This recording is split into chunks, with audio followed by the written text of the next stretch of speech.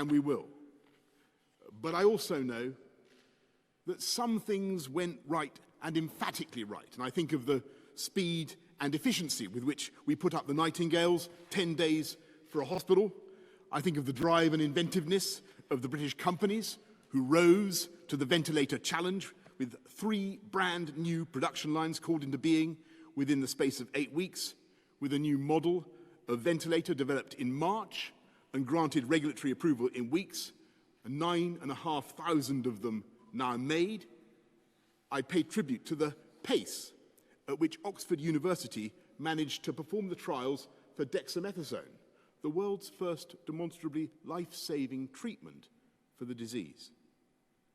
I'm in awe of the problem-crunching fury with which HMRC and the Treasury created the furlough scheme and all the other means of support. World-leading standards of protection for jobs and incomes set up in a matter of days. There were brilliant and determined individuals who more than rose to the challenge of this crisis. There were thousands and thousands who put their hearts and souls into it. And yet our debt is not just to them, it's not just even to the devotion and the love of the NHS and the care workers who saved so many lives, including my own. There was one big reason, in the end, that we were able to avert a far worse disaster, and that was because the whole of society came together to make a sacrifice on behalf of those who might be particularly vulnerable, particularly the elderly. We all knew when we went into lockdown that there would be huge economic costs, and we could see what would happen, and yet we did it. The United Kingdom, in a display of solidarity not seen since the Second World War. And so today, we must combine that energy and drive with that concentrated burst of collective willpower that protected the NHS and controlled the virus and saved literally hundreds of thousands of lives. And we must work fast, because we've already seen the vertiginous drop in GDP, and we know that people are worried now about their jobs and their businesses, and we're waiting as if between the flash of lightning and the thunderclap, with our hearts in our mouths, for the full economic reverberations to appear.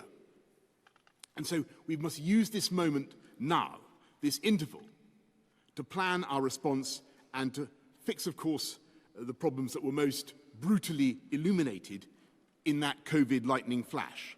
The problems in our social care system, the parts of government that seemed to respond so sluggishly, so that sometimes it seemed like that recurring bad dream when you're telling your feet to run and your feet won't move. And yet we must also go further and realize that if we are to recover fully, if we're to deal with the coming economic aftershock, then this COVID crisis is also the moment to address the problems in our country that we have failed to tackle for decades. Because it's one of the most extraordinary features of the UK, in so many ways the greatest place on earth, that we tolerate such yawning gaps between the best and the rest. We have some of the best and most productive companies in the world, and yet we are not as nationally productive as many of our global competitors. We have the world's most brilliant medical minds, the world's best pharmaceutical companies. Our doctors, our treatments are the best in the world. And yet we have so many millions who have to wait for too long to see their GP, even before the new waiting lists produced by the crisis. We have umpteen fantastic, globally outstanding universities. And yet too many degree courses are not now delivering value, and for a century we've failed to invest enough in further education and give young people the practical training and further education they need. We have a capital city. London was, is, will be, in so many ways, the capital of the world. Great respect to Andy. Theatre, finance, tech, restaurants, you name it. London leads the world. And yet too many parts of our amazing country have felt left behind, neglected, unloved, as though someone had taken a strategic decision that their fate did not matter as much as the metropolis. So I want you to know that this government not only has a vision to change this country for the better, we have a mission to unite and to level up. And it's the mission on which we were elected last year, and we have a plan. And in advancing that plan now, I just serve notice that we will not be responding to this crisis with what people call austerity. We're not going to cheese-pear our way out of trouble, because the world has moved on since 2008. And we not only face a new and in some ways a far bigger challenge, and I can tell everybody, businesses, that next week the Chancellor, Rishi Sunak, will be setting out our immediate plan to support the economy through the first phase of the recovery. But this moment also gives us a much greater chance to be radical and to do things differently, to build back better and to build back bolder. And so we will be doubling down on our strategy. We will double down on levelling up, if you can make sense of that. And when I say level up, I don't mean attacking our great companies, or I don't mean impeding the success of London, far from it, or launching some punitive raid on the wealth creators. I don't believe in tearing people down any more than I believe in tearing down statues that are part of our heritage, let alone a statue of our greatest wartime leader.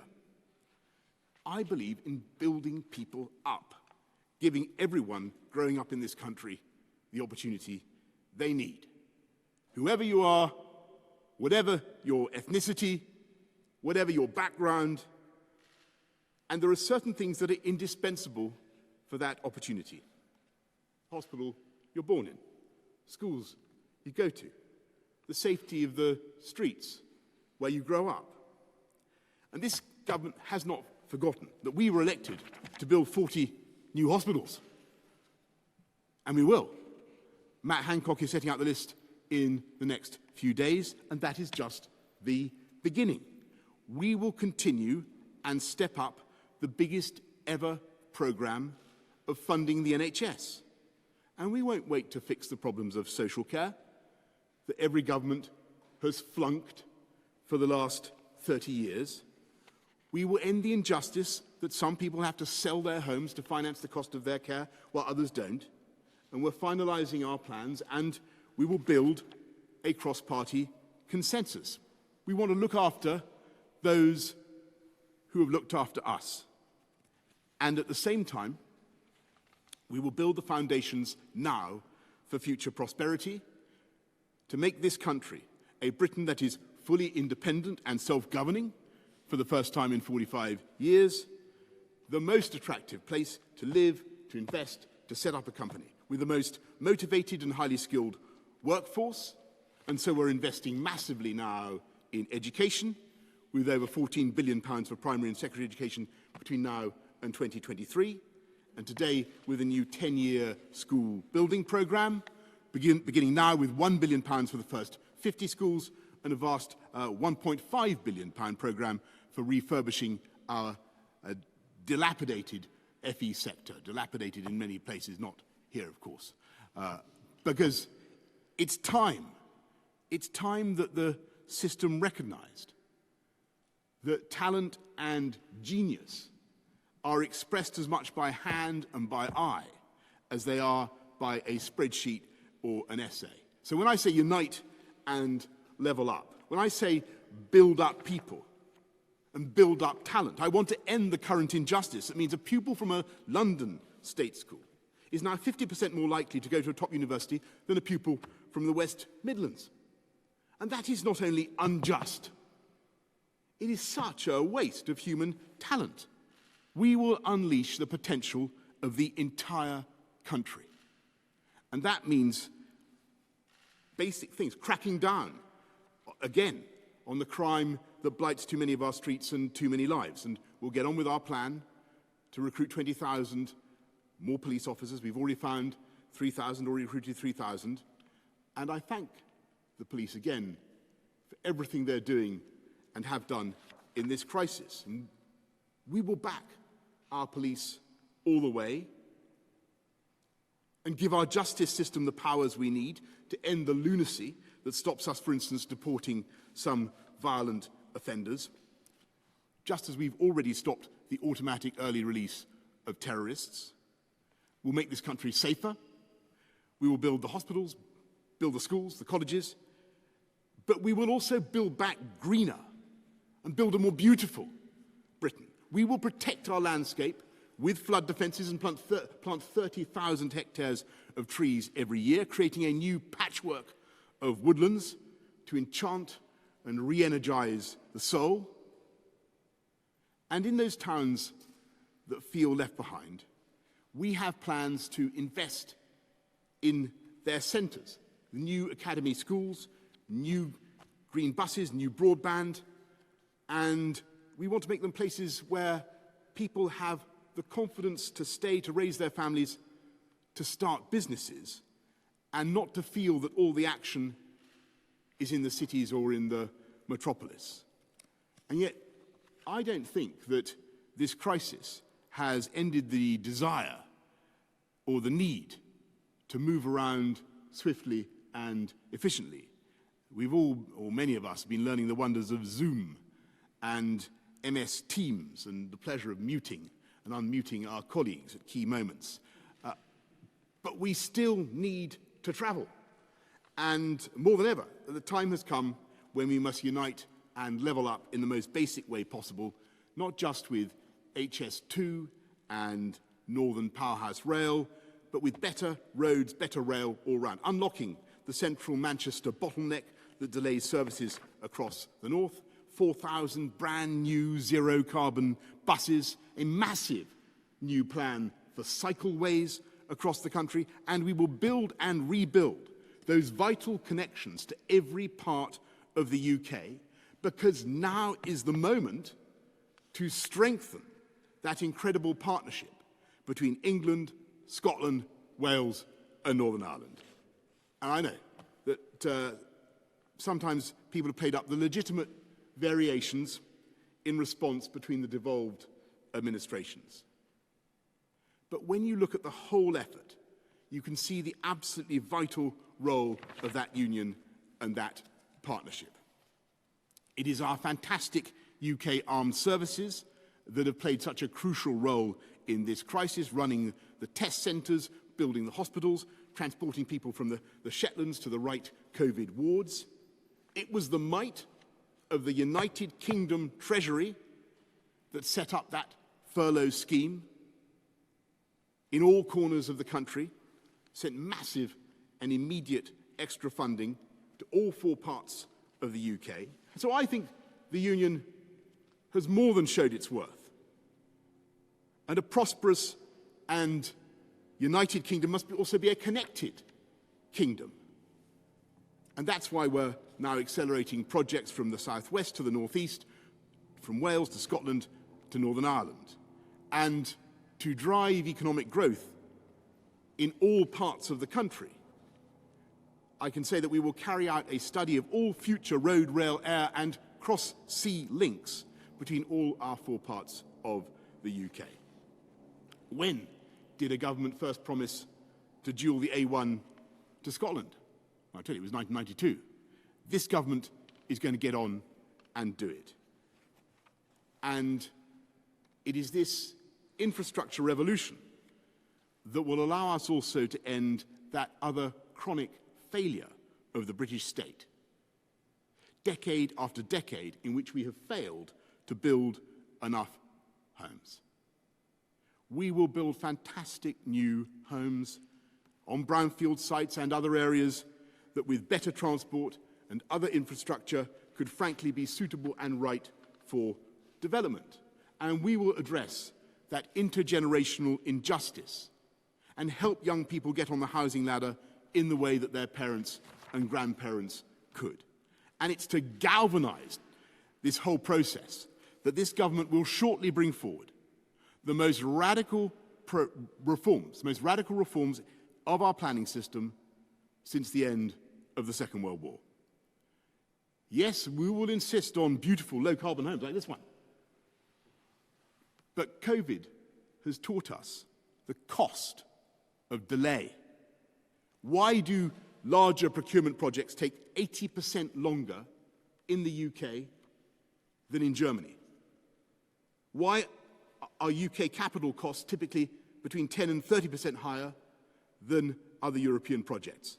Why is HS2, transformational though it will be, going to cost us the equivalent of the GDP of Sri Lanka?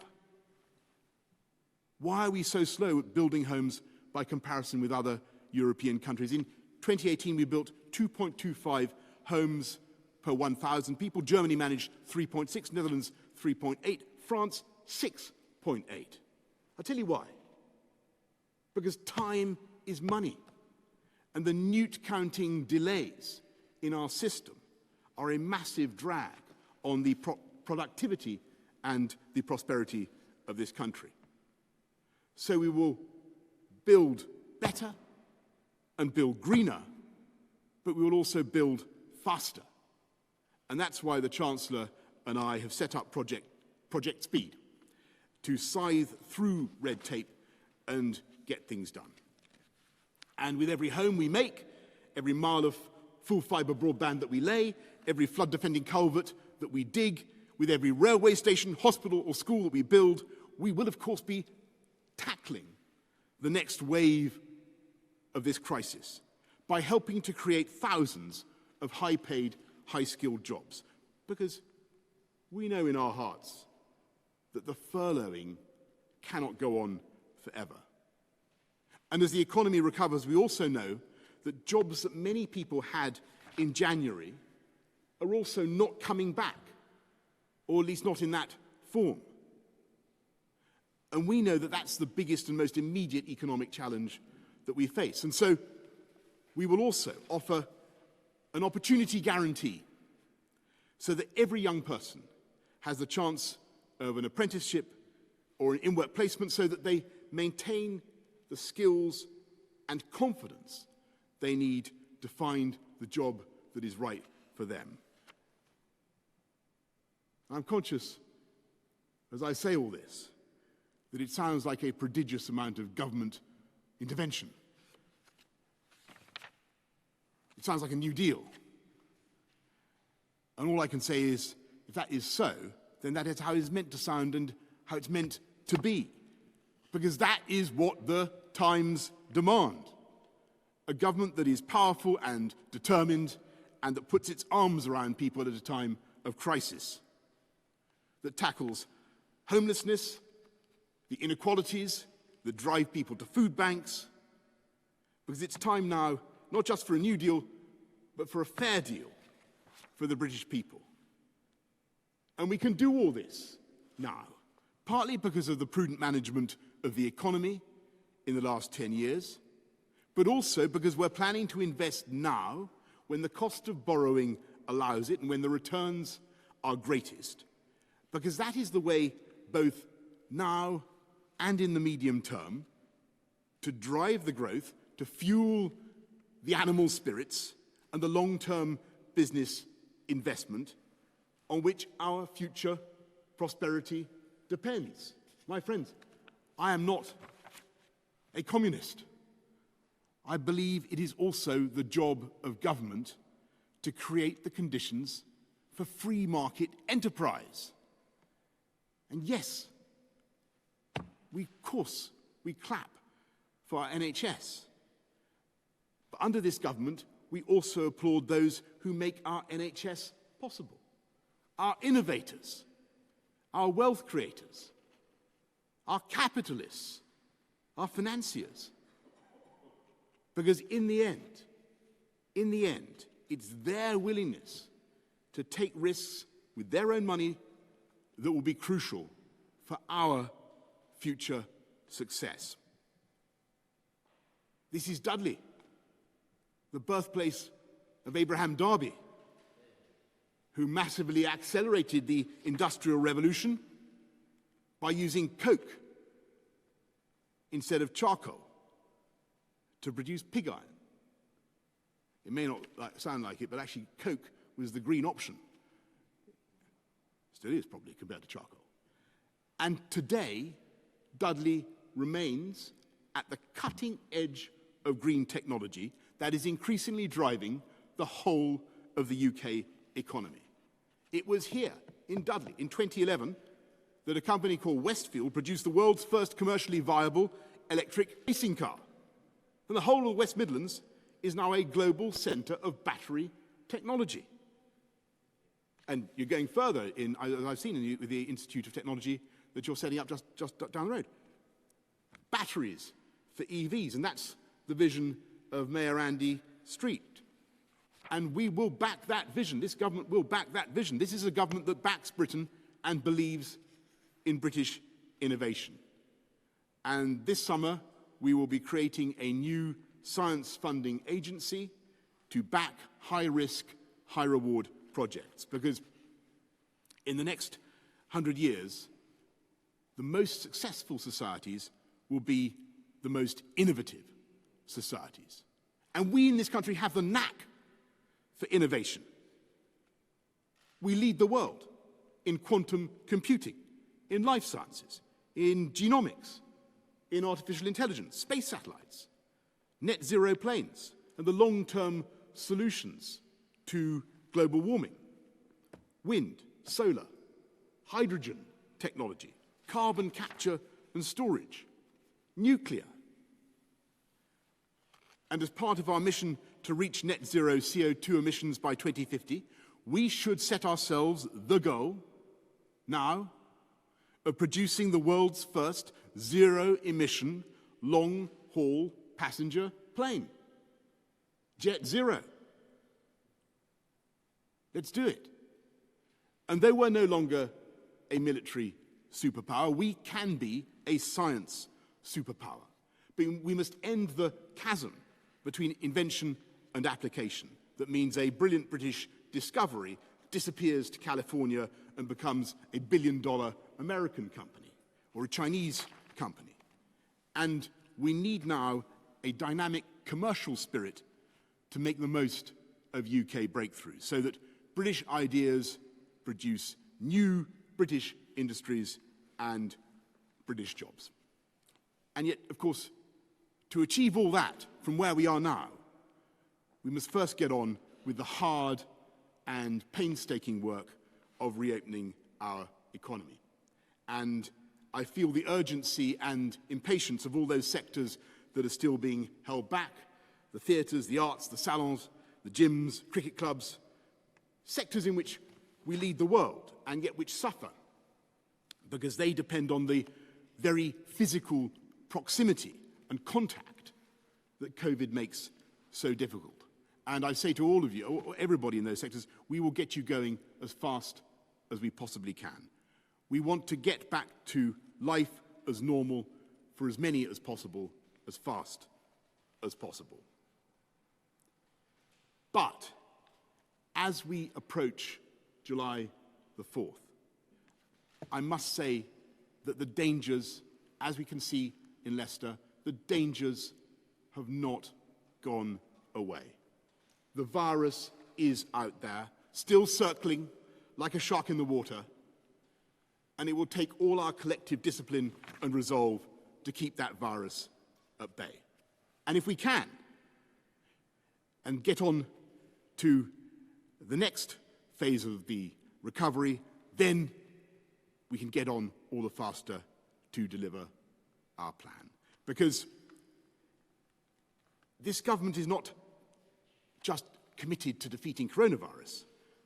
This government is determined to use this crisis finally to tackle this country's great unresolved challenges of the last 3 decades. To build the homes, to fix the NHS, to solve social care, to tackle the skills crisis, to mend the indefensible gap in opportunity and productivity and connectivity between the regions of the UK to unite and level up. And to that end, we will build. Build back better, build back greener, build back faster.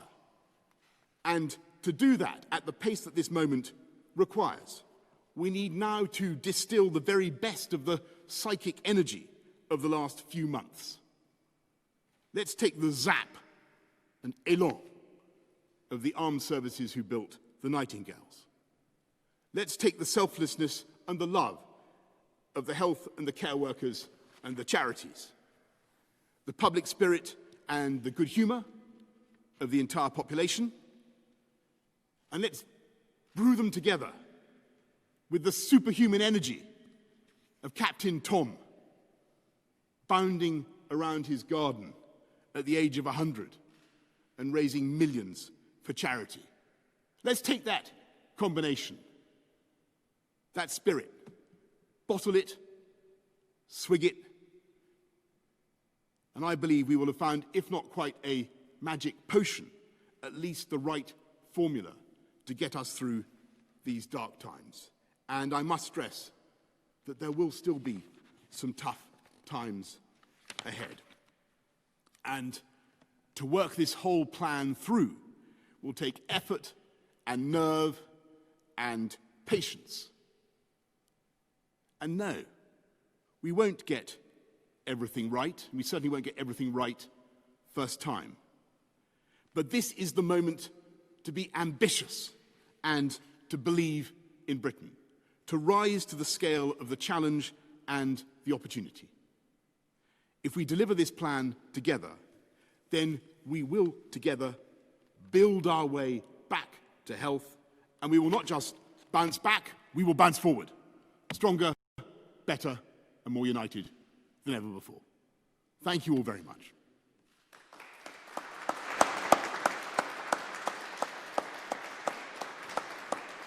Thank you so much.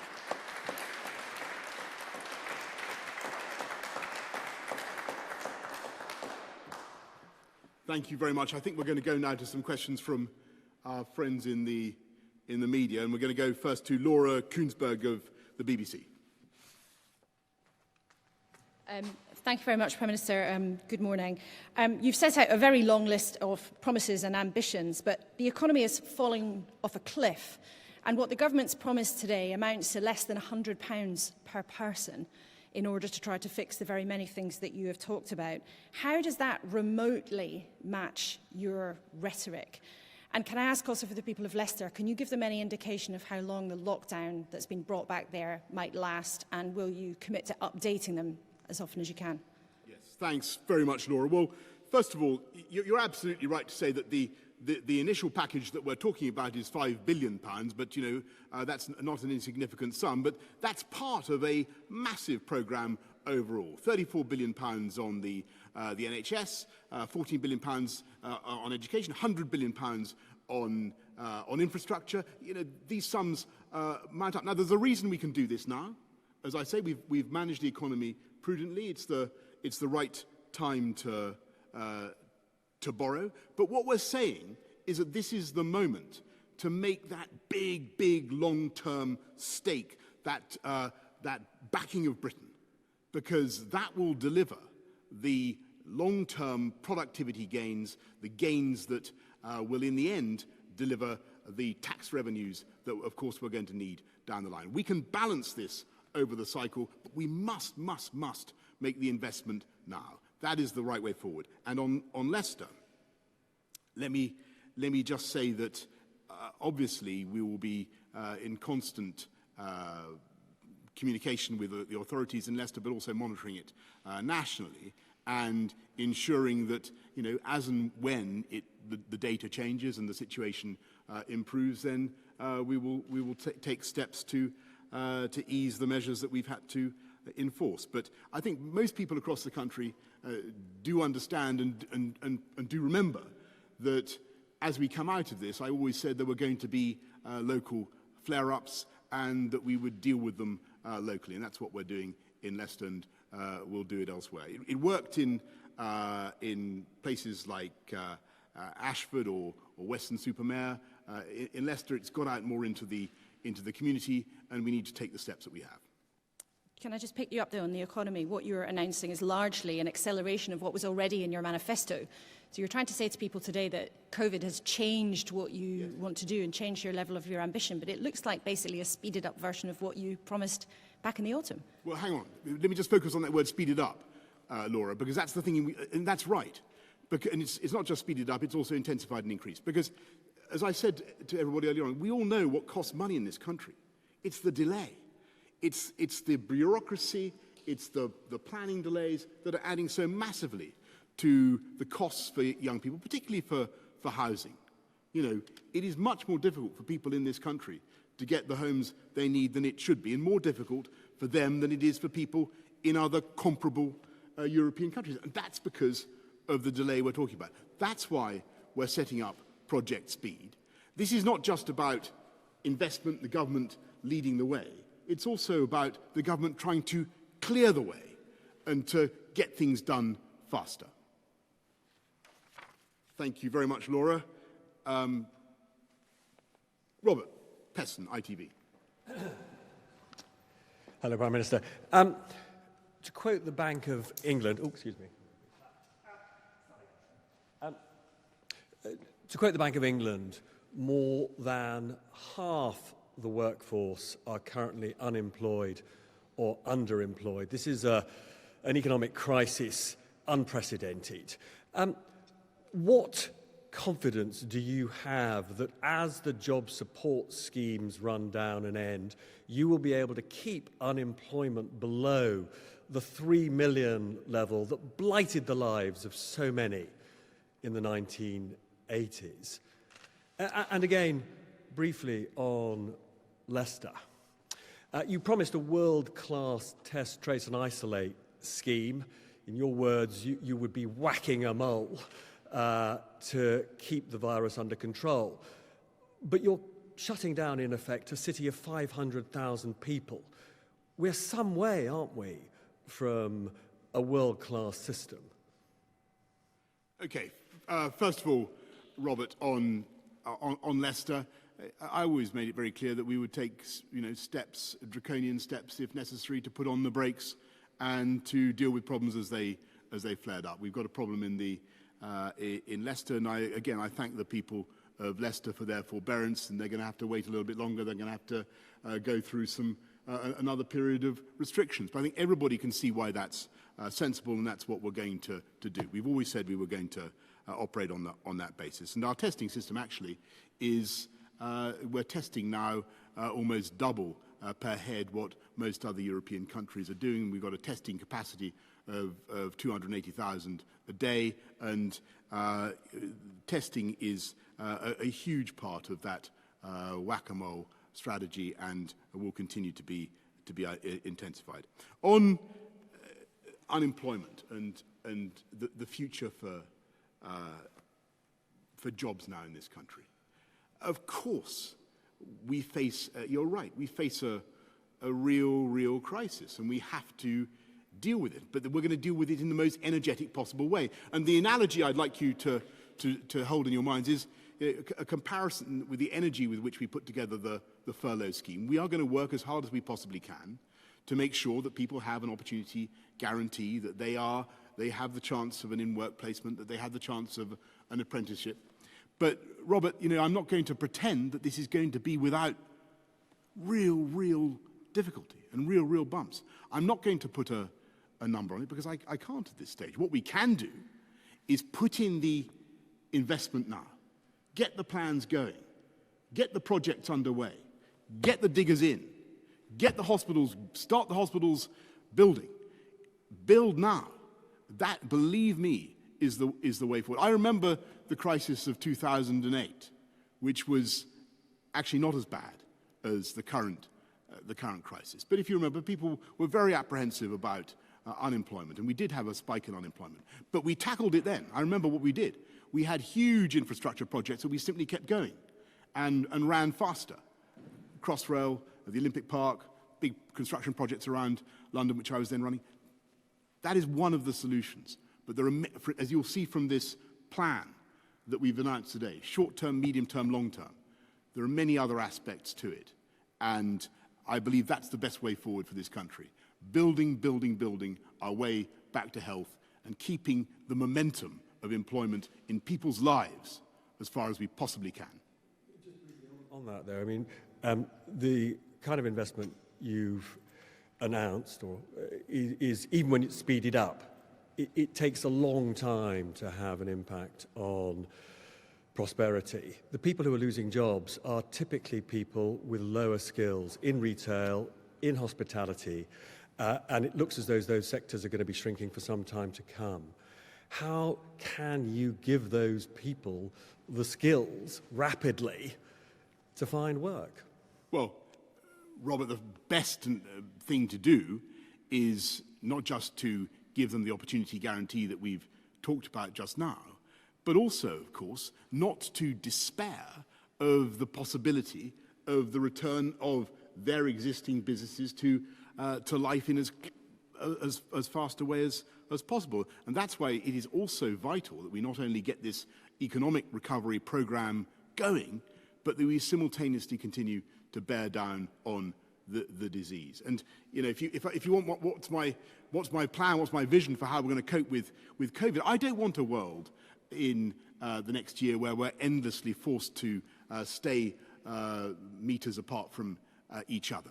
That's not going to work in the long term for the UK economy, for a great dynamic service economy such as the one that we have. It wouldn't even work for a manufacturing economy such as the one that we have. So we've got to get that disease down and return to life as fast, a normal life, as fast as we possibly can. Yes, I fully accept that there are going to be economic aftershocks, but there are also big opportunities now to take this country forward, to make investments, to make big changes in the way that I've described. Thank you, Robert. Beth Rigby, Sky News. Thank you. Prime Minister, you talked about people having their hearts in their mouths as we wait for the economic reverberations of COVID. And millions of people will be watching this speech and they've got their hearts in their mouths about their jobs. 9 million people have been furloughed, 3 million in the hospitality sector. 9 million is over a quarter of the current workforce. You're talking about build, build, build. What about jobs, jobs, jobs, and jobs now? And I've got 2 questions on that. One is, will you extend the furlough scheme beyond September for certain sectors? And just to go back to the New Deal and Roosevelt, his works programme created 4 million jobs in the US. You said you can't put a number on what level of redundancies we might see. Can you actually give us a number about what your plan means in terms of actual jobs being created? Well, no, because we don't yet know what the full economic impact is going to be. But certainly the furlough scheme runs on to October. And we will do everything we can to get this economy moving. And I think what we've set out is the most radical, boldest and most ambitious vision for investment in the infrastructure and the public services of this country that I can think of in my political lifetime. But it's also the building of the platform. This is the crucial thing. It's the building of the platform, the bedrock for the private sector, with all its ingenuity, to invest and to come up with new jobs and new businesses. And so this is a programme for jobs, jobs, jobs, because it's by building our infrastructure, building our schools, building our hospitals, building back better, bolder and greener, that we will get the jobs that this nation needs. And that's our strategy. But if you can't reopen the economy, and Leicester is a worrying sign, will you protect people's jobs? Or are you saying to those people furloughed, are you saying to those 3 million people working in hospitality, I'm sorry, but you might just lose your jobs? Well, I just return you to what I said to Robert.